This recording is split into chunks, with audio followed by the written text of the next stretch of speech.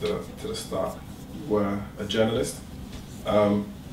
What explain to people what it was like in that era? Because I know those people like that was the time when people like Westwood, Trevor Nelson were all starting up. So for you, being a journalist, how did you see things in terms of like the music industry then? Well, when I joined Black Echoes in 1981,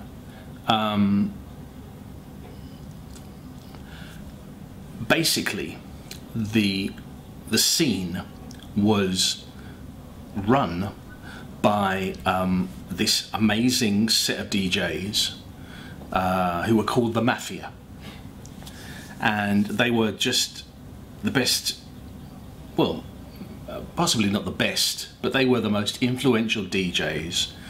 They were really organised. Chris Hill, Robbie Vincent, Pete Tong, Jeff Young, Sean French, Tom Holland and Froggy, and they were just a clique of brilliant DJs, and they did clubs individually, they did radio shows, they did all-dayers, they did weekenders, they did soul holidays abroad. They were like a machine. They were just amazing, and they were so influential, so influential. In fact, because there was no internet, there was no digital television, there was no digital radio, they had the power to break records. They were so influential, they had the power to break records.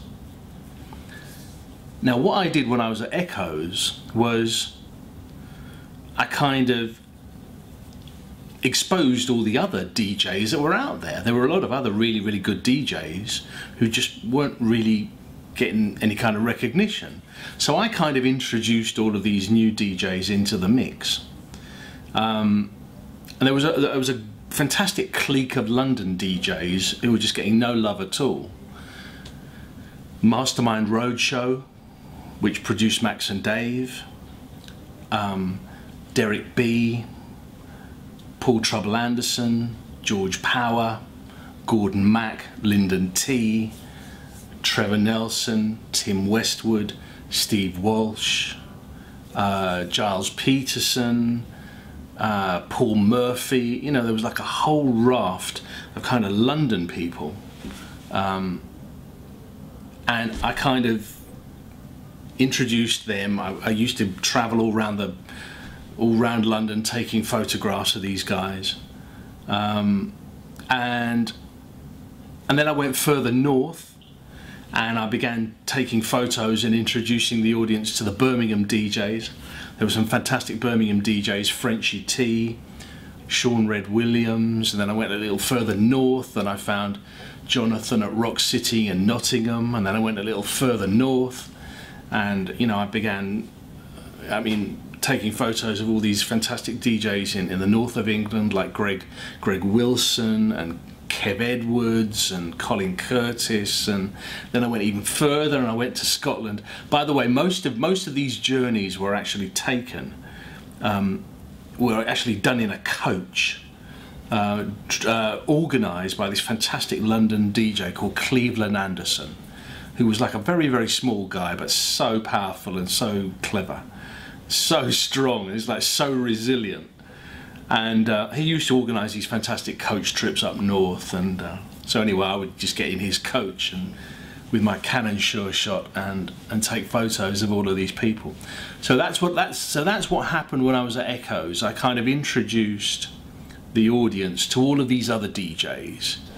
Everybody knew about the Mafia; they were running things, but I kind of introduced the audience to all these other people. Did that upset things with the Mafia that now there's more people coming in?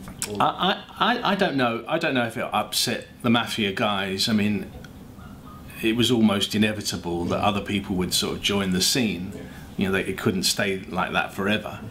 But I mean, huh? It was just progression. Yeah, it was just progression. As it happens, the Mafia guys are still around to this very day, doing their thing. I mean, they are such, you know, they've got so much experience and so much knowledge and so much good taste. They're still doing their thing. So I introduced the audience to these other DJs, and also it was quite a pivotal time in black music, because, you know, hip hop was starting to come through, and hip hop culture was starting to come through.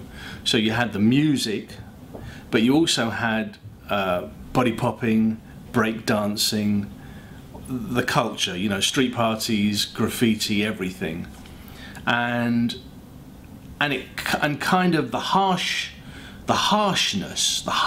and the harshness of some of the hip hop kind of left some of the older guys behind.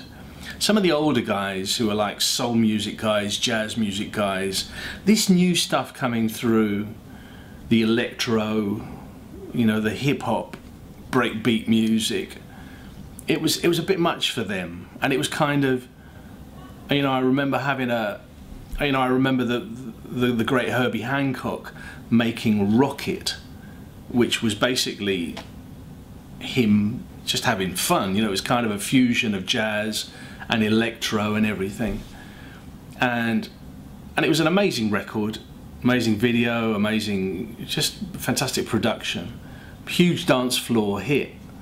And I remember one soul music DJ telling me that Herbie Hancock's Rocket wasn't black music. And at that point, I kind of thought to myself, okay, you're going to get left behind. Now, with that being said, also, when you were at A&M and the other labels, and you were bringing forth, let's say, dance music to radio, how was it? Because I think that at first they weren't really accepting that type of music. Well, when I joined Black Echoes in '81, there were British black music acts having success, but it was usually with very poppy black music.